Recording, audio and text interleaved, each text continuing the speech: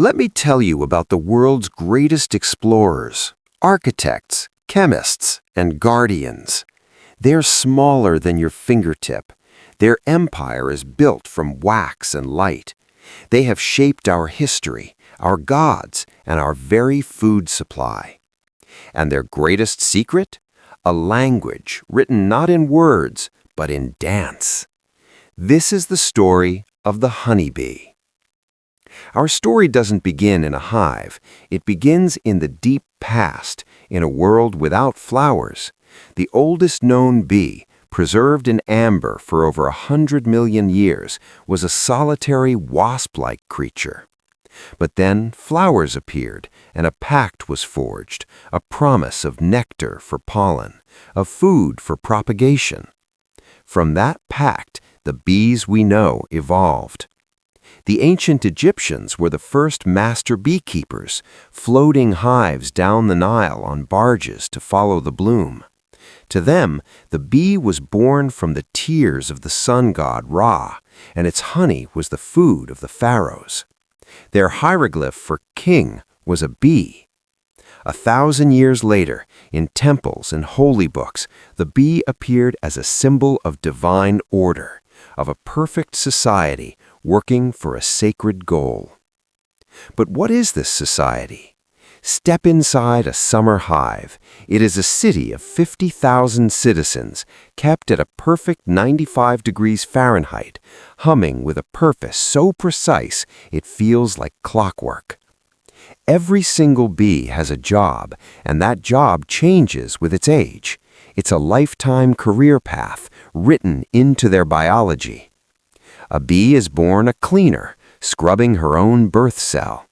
At 3 days old, she becomes a nurse, her body brewing a special royal jelly to feed the larvae and the queen. At 12 days, she's a builder, secreting wax flakes from glands on her abdomen to sculpt the hexagonal comb, the strongest, most efficient structure in nature, a masterpiece of engineering that holds thousands of times its weight. At 2 weeks, she graduates to guarding the hive's single entrance, checking every returning forager by scent. And finally, if she survives, she becomes a forager, a field agent of the empire, flying until her wings fray and fail. And ruling this city is the queen. But she is not a monarch in the human sense. She is an egg-laying machine, a single-purpose organ of the hive itself. She can lay her own weight in eggs every single day, up to 2,000 eggs, one every 43 seconds. Her only unique talent is the pheromone she exudes, a chemical perfume that tells the whole hive, "I am here, all is well." This scent is passed mouth to mouth, a constant chemical heartbeat. If it stops, the hive knows she is gone within hours, and emergency protocols begin. Now we come to the heart of our story, the problem of plenty. A hive needs about 60 pounds of honey to survive a winter. To make 1 pound, bees must visit 2 million flowers. Their foragers must fly a collective distance equal to 3 trips around the Earth. How do you manage this astronomical logistics with 50,000 tiny workers?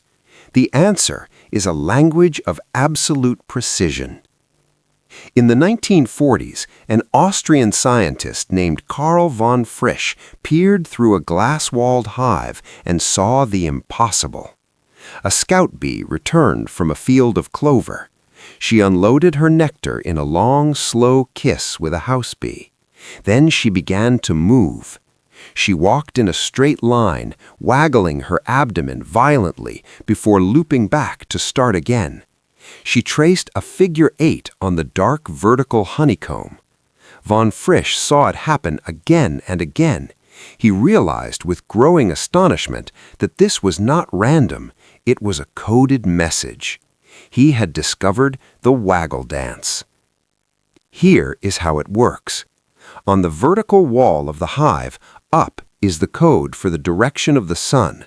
The dancing bee's straight waggle run forms an angle relative to up. That exact angle is the direction to the flowers relative to the sun.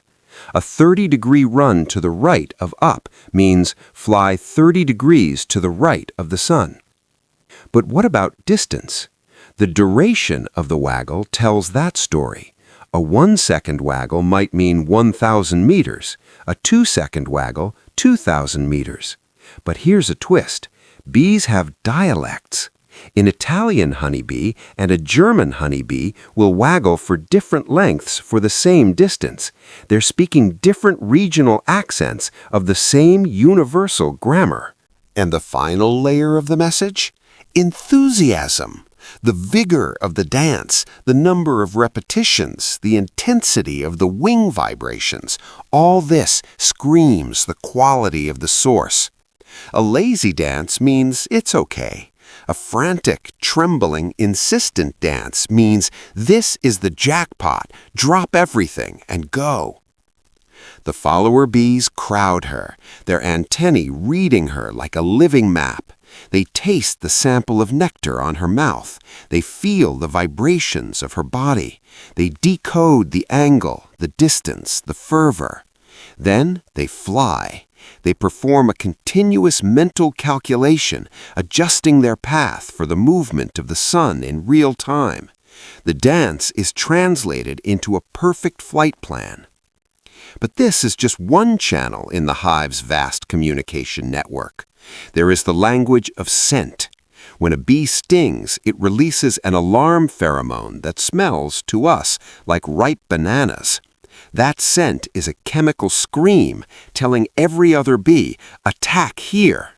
It turns a single sting into a coordinated defense. And then there is the most profound conversation of all, the debate for a new home. When a hive is too crowded, it swarms. The old queen and half the bees leave, hanging in a cluster on a tree branch. Hundreds of scout bees fan out to find a new cavity, a hollow tree, a crack in a cliff.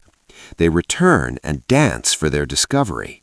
One dances for a site to the north, another for a site to the west. Scouts will visit each other's proposed sites, assess them, and return.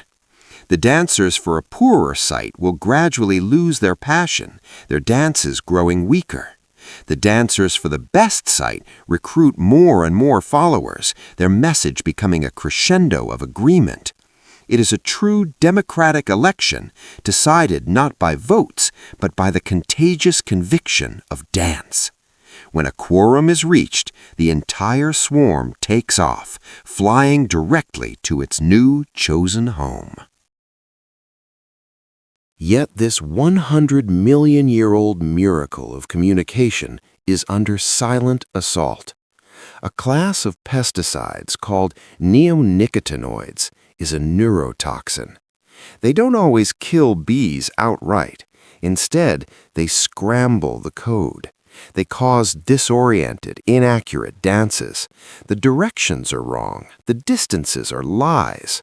Foragers fly out and get lost, wasting their lives searching for fields that don't exist. The hive's perfect language breaks down into static, and the colony slowly starves amidst a world full of food it can no longer find. From a tear of the sun god to the precision of the waggle dance, from the hexagonal perfection of the comb to the democratic fervor of the swarm, the bee is a testament to a different kind of intelligence. It is not the intelligence of a single mind, but of a collective mind, a superorganism. They remind us that language is more than sound. It is angle, duration, vibration, and scent. It is a map drawn in movement, a society built on chemical whispers, and a future decided by dance. And all of it, every perfect, intricate part, hums inside a wooden box in your garden, a world of ancient wonder right outside your door.